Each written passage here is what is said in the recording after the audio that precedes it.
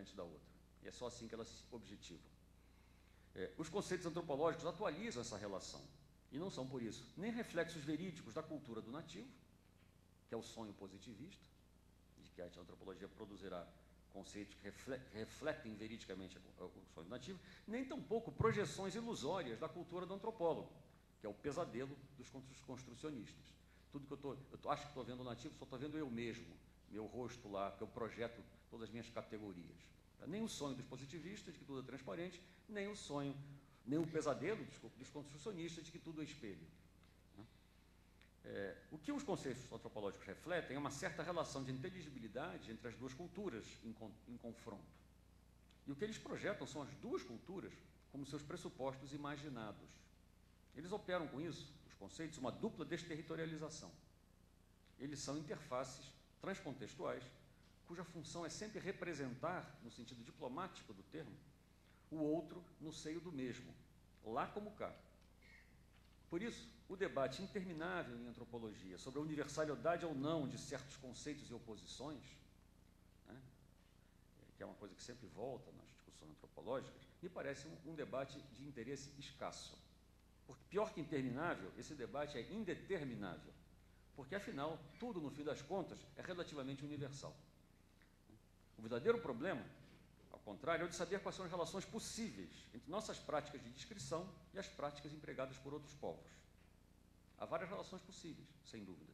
Só há uma relação impossível: a ausência de relação. Nós não podemos aprender essas outras práticas, essas outras culturas, em termos absolutos.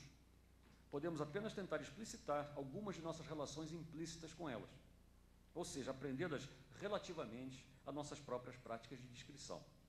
Assim, por exemplo, universalizar a metafísica cristã do corpo e da alma e dizer que essa é uma distinção universal. Ou universalizar a teoria moderna do contrato social e interpretar toda a sociologia primitiva como se fosse o Leviatã escrito de novo nos tijolos ou nas pedras, né? Ou universalizar a biopolítica contemporânea do parentesco. Tudo isso são modos de se relacionar ou de nos relacionarmos com os outros. Modos, é verdade, bem pouco imaginativos, mas sempre modos de se relacionar. A alternativa a isso não pode ser a fantasia de uma intuição intelectual das outras formas de vida em seus próprios termos. Por uma razão muito simples: não existem termos próprios, apenas outros termos. Os termos deles, dos índios, só se determinam como termos em relação aos nossos termos e reciprocamente. Determinar quer dizer colocar termos. Toda determinação é relação. Nada é absolutamente universal, não porque algo seja relativamente particular, mas porque tudo é relacional. Isso é perfeitamente óbvio, dir-se-á. Uma coisa, porém, é admitir o óbvio, outra é tirar-lhe as devidas consequências. Se nós formos olhar os conceitos antropológicos, nós vamos ver que numerosos conceitos da nossa história, da nossa disciplina, problemas, entidades, agentes propostos pelas nossas teorias, têm sua origem no esforço imaginativo das sociedades mesmas que nós procuramos estudar. Basta olhar o vocabulário, o glossário teórico da antropologia pulula de palavras estranhas e exóticas. Mana, totem, tabu, potlat, gumsa, gumlau. São palavras que refletem construtos conceituais e intelectuais das sociedades que nós estudamos, né? Talvez estivesse aí, nessa, como eu chamo, exterioridade da origem dos conceitos que a antropologia estuda, a originalidade irredutível dessa disciplina indisciplinada, a saber, nessa sinergia entre as concepções e práticas provenientes do mundo do sujeito e do objeto, dos mundos do sujeito e do objeto. Reconhecer isso, penso eu, nos ajudaria, entre outras coisas, a diminuir nosso complexo de inferioridade frente às ciências ditas naturais. Como observa Bruno Latour, eu vou citar, ele diz assim: a descrição do Kula, o Kula é um complexo sistema de intercâmbio cerimonial no Pacífico Sul, na Melanésia. A descrição do Kula, diz o Latour, é equivalente à descrição dos buracos negros. Os complexos sistemas de aliança matrimonial da Austrália são tão imaginativos quanto os cenários concebidos para os genes egoístas. Entender a teologia dos aborígenes australianos é um objetivo tão importante quanto mapear as placas tectônicas. O sistema de posse da Terra na Strobriand é um objetivo científico tão interessante quanto as sondas do gelo polar para estudar o clima na antiguidade. Ou seja, continua ele, se nós formos falar do que é que interessa na definição de uma ciência, a saber, a capacidade de inovar as agências que mobiliam o nosso mundo, então, diz ele, eu me arriscaria a dizer que a antropologia está bem perto do topo da pirâmide disciplinar. Ponto. Fim da citação. Muito bem. Essa analogia tão otimista do professor Bruno Latour, que é um otimista incurável, né, é uma analogia entre as concepções indígenas e os objetos das ciências ditas naturais, né? Ou seja, a teologia aborígene e as placas tectônicas, o sistema de posse da Terra, que é um sistema jurídico, e os buracos negros, assim vai. Ou seja, entre as concepções indígenas e os objetos das ciências naturais. Essa é uma perspectiva possível e mesmo necessária. Porque a gente deve poder produzir, nós antropólogos, uma descrição científica das ideias e práticas indígenas, como se elas fossem objetos do mundo. Ou melhor, para que elas sejam objetos do mundo, né?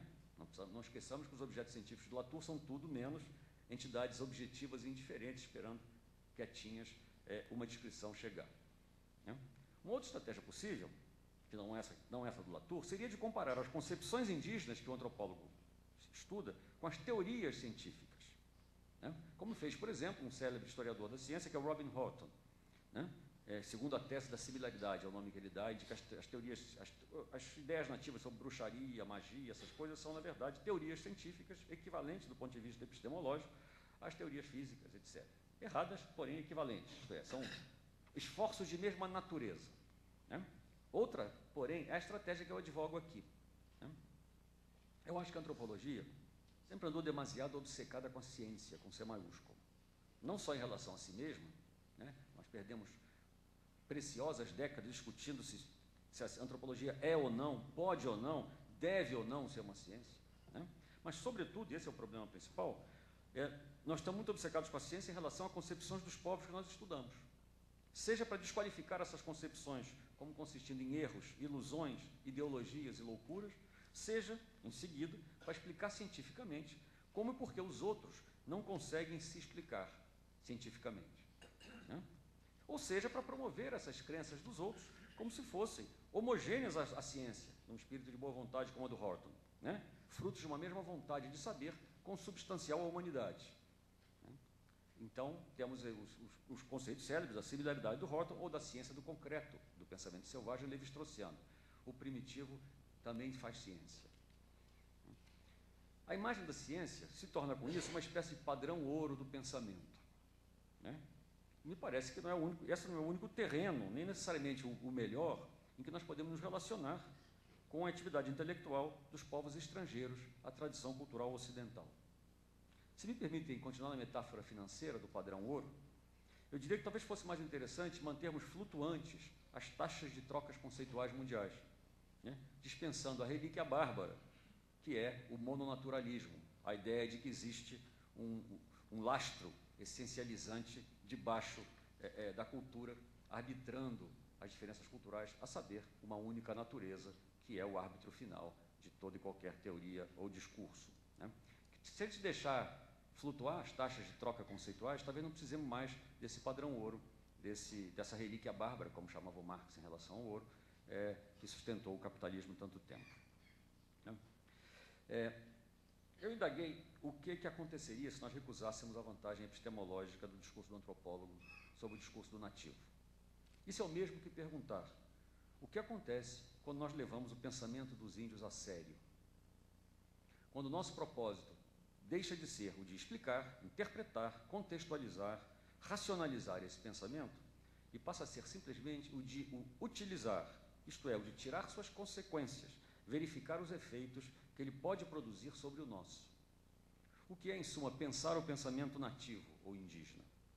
Pensar, eu lembro, sem pensar que aquilo que nós pensamos é ou não, sem se perguntar se aquilo que nós pensamos, é o outro pensamento, é ou não aparentemente irracional, para lembrarmos uma frase célebre, ou, Deus nos livre, naturalmente racional, né? Mas pensá-lo como algo que não se pensa nos termos dessa alternativa, algo inteiramente alheio a esse jogo. Levar a sério, eu sublinho, é sobretudo não neutralizar. É, por exemplo, pôr entre parênteses a questão de saber se e como esse pensamento ilustra universais cognitivos da espécie humana, ou se explica por certas tecnologias de transmissão do conhecimento, a escrita, a oralidade, se ele exprime uma visão de mundo culturalmente particular, se ele valida funcionalmente a distribuição do poder político e outras tantas formas de neutralização do pensamento alheio. Ou, como diria o